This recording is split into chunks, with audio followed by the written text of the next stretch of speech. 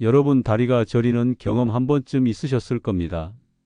앉아 있다가 일어날 때 찌릿한 느낌, 잠을 자고 일어났는데 다리가 둔하게 느껴지는 순간, 많은 분들이 이렇게 생각합니다. 그냥 혈액순환이 안 돼서 그렇겠지. 잠깐 지나가겠지. 하지만 저는 오늘 수많은 연구를 분석한 건강 연구자로서 단호하게 말씀드리겠습니다. 다리 저림은 단순한 피로가 아니라 몸이 보내는 중요한 신호일 수 있습니다. 특히 이 신호를 반복적으로 느끼고 있다면 절대 가볍게 넘겨서는 안 됩니다. 왜냐하면 우리 몸은 문제가 생기면 반드시 신호를 보내기 때문입니다. 그리고 그 신호는 대부분 아주 작고 사소하게 시작됩니다. 다리 저림이 바로 그런 신호 중 하나입니다. 여러분, 지금 이 순간에도 그냥 지나치고 계실 수 있습니다. 하지만 이 작은 증상이 쌓이기 시작하면 나중에는 더 큰 문제로 이어질 수 있다는 점을 기억하셔야 합니다. 실제로 보고된 바에 따르면 초기에는 단순한 저림으로 시작했지만 시간이 지나면서 혈관 문제나 신경 문제로 이어진 사례들이 적지 않습니다.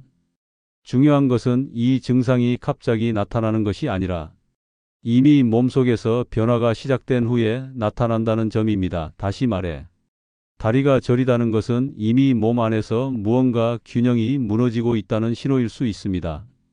여러분이 지금 느끼는 이 감각은 단순한 불편함이 아니라 몸이 보내는 경고일지도 모릅니다. 그렇다면 우리는 선택해야 합니다. 그냥 넘길 것인지, 아니면 지금부터 원인을 제대로 알고 관리할 것인지.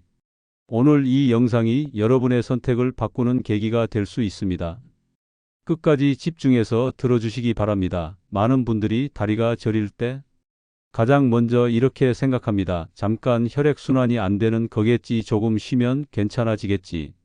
그래서 대수롭지 않게 넘기고 그대로 일상으로 돌아갑니다. 하지만 연구에 따르면 반복적으로 나타나는 다리 저림은 단순한 피로가 아니라 몸속에서 진행되고 있는 변화의 결과일 수 있다고 보고된 바 있습니다. 특히 나이가 들수록 혈관과 신경의 기능이 서서히 떨어지면서 이런 증상이 더 쉽게 나타날 수 있습니다. 먼저 혈관을 생각해 보겠습니다.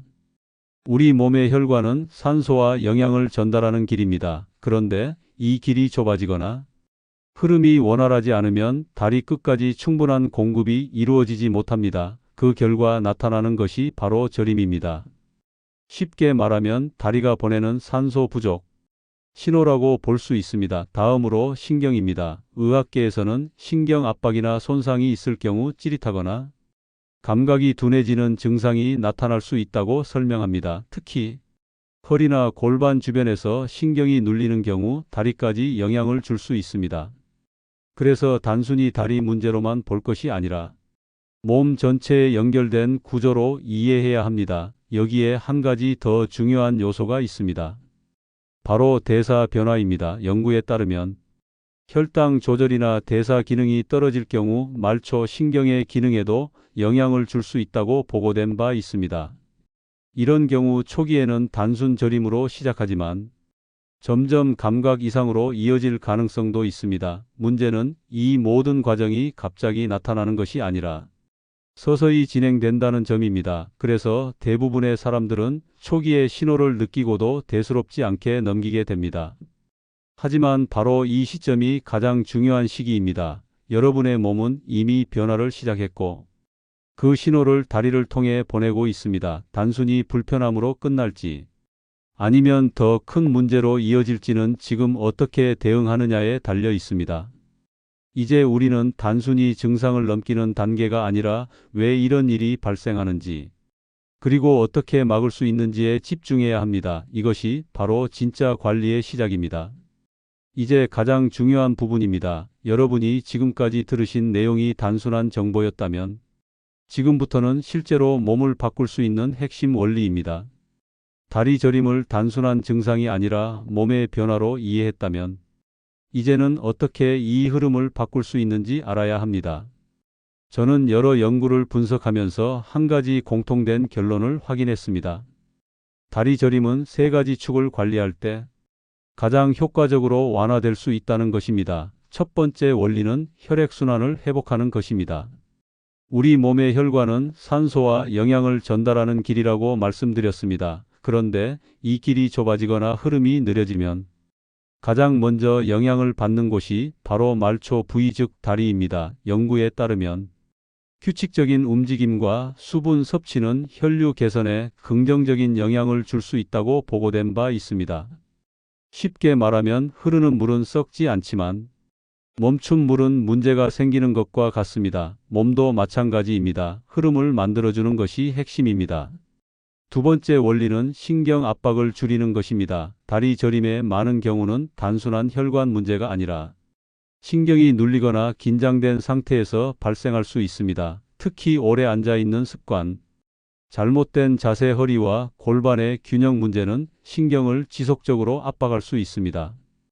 의학계에서는 이런 압박이 반복될 경우 감각 이상으로 이어질 수 있다고 설명합니다. 그래서 중요한 것은 자세입니다. 앉는 자세, 서는 자세, 그리고 움직임의 방식이 신경 상태를 결정합니다. 세 번째 원리는 대사 환경을 안정시키는 것입니다. 연구에 따르면 혈당과 대사 균형이 무너지면 말초 신경 기능에도 영향을 줄 수 있다고 보고된 바 있습니다. 특히 나이가 들수록 이 기능은 더 민감해질 수 있습니다. 쉽게 말하면 몸속 에너지 관리가 제대로 이루어지지 않으면 신경 전달에도 문제가 생길 수 있다는 것입니다. 그래서 식습관과 생활 습관이 매우 중요한 역할을 합니다. 여러분, 여기까지를 정리해 보겠습니다. 다리 저림을 줄이기 위해서는 단순히 마사지하거나 쉬는 것이 아니라 혈액순환을 개선하고 신경 압박을 줄이고 대사 균형을 유지하는 이 세 가지를 동시에 관리해야 합니다. 이것이 바로 근본적인 접근입니다. 이제 여러분은 단순한 증상을 넘어서 몸의 흐름을 이해하게 되셨습니다. 그리고 이 이해가 바로 변화를 만드는 첫 번째 단계입니다. 여러분, 지금부터는 어렵지 않습니다. 하지만 반드시 실천하셔야 합니다. 다리 저림은 생활 속 작은 습관만 바꿔도 충분히 완화될 수 있다고 보고된 바 있습니다. 중요한 것은 완벽이 아니라 꾸준함입니다. 첫 번째 습관은 걷기입니다. 많은 분들이 운동이라고 하면 부담을 느끼십니다. 하지만 연구에 따르면 가벼운 걷기만으로도 혈액순환 개선에 도움이 될 수 있다고 보고된 바 있습니다. 하루 30분만 걸어 보십시오. 빠르게 걸을 필요도 없습니다. 중요한 것은 멈춰 있던 흐름을 다시 만드는 것입니다. 특히 앉아있는 시간이 길었던 분들은 중간중간 일어나서 걷는 것만으로도 다리 저림 완화에 도움이 될 수 있습니다. 두 번째 습관은 자세를 바꾸는 것입니다. 의학계에서는 잘못된 자세가 신경 압박을 유발할 수 있다고 설명합니다. 다리를 꼬고 앉는 습관, 한쪽으로만 기대는 자세에 오래 앉아있는 생활, 이 모든 것이 신경을 눌러 다리 저림을 악화시킬 수 있습니다. 그래서 지금부터는 의식적으로 자세를 바꾸셔야 합니다. 앉을 때는 허리를 세우고 양발을 바닥에 두는 것, 이것만으로도 신경 압박을 줄이는 데 도움이 될 수 있습니다. 세 번째 습관은 수분을 충분히 섭취하는 것입니다. 연구에 따르면 수분이 부족할 경우 혈액의 흐름이 원활하지 않을 수 있다고 보고된 바 있습니다. 하루 2000ml 정도의 물을 나누어 마시는 습관은 매우 중요합니다. 한 번에 많이 마시는 것이 아니라 조금씩 나누어 지속적으로 마시는 것이 핵심입니다. 네 번째 습관은 다리를 움직여주는 것입니다. 가만히 앉아 있는 시간이 길어질수록 혈액은 아래쪽에 정체되기 쉽습니다. 그래서 발목을 돌리거나 발끝을 위아래로 움직이는 간단한 동작만으로도 흐름을 개선할 수 있습니다. 특히 잠들기 전 이 동작을 해주면 다음 날 아침 저림이 줄어드는 데 도움이 될 수 있습니다. 다섯 번째 습관은 식습관을 점검하는 것입니다. 연구에 따르면 대사 균형이 무너지면 신경 기능에도 영향을 줄 수 있다고 보고된 바 있습니다.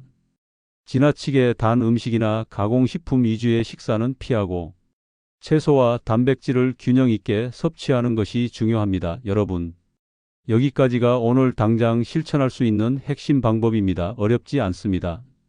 하지만 대부분의 사람들은 알면서도 하지 않습니다.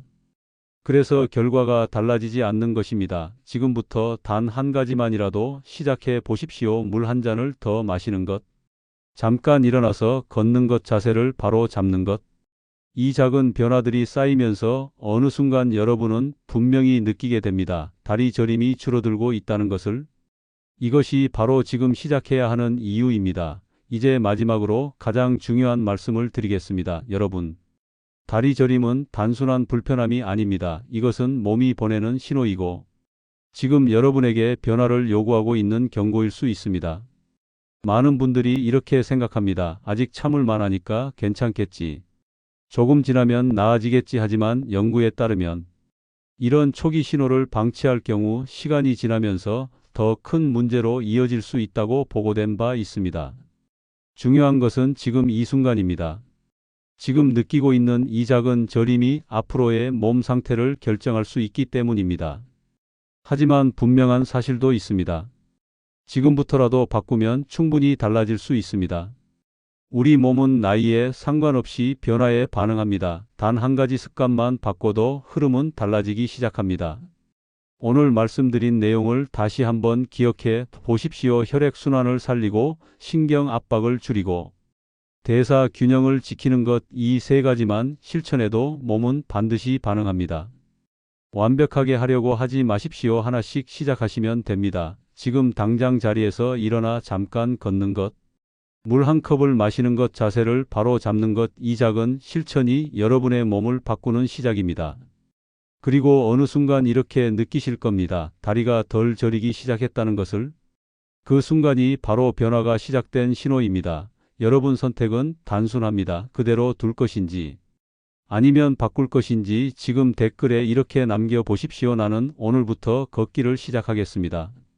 나는 오늘부터 다리 건강을 관리하겠습니다. 이 한 줄의 선언이 여러분의 삶을 바꾸는 시작이 됩니다. 저는 앞으로도 연구를 바탕으로 여러분이 더 건강하게 살아갈 수 있도록 돕겠습니다. 구독과 알림을 설정해 두시면 중요한 정보를 놓치지 않으실 수 있습니다. 여러분, 아직 늦지 않았습니다. 오늘이 가장 빠른 날입니다. 지금 바로 시작하시기 바랍니다. 이 영상이 도움이 되셨다면 구독과 좋아요 눌러주시면 큰 힘이 됩니다. 이상 정보 알림이었습니다.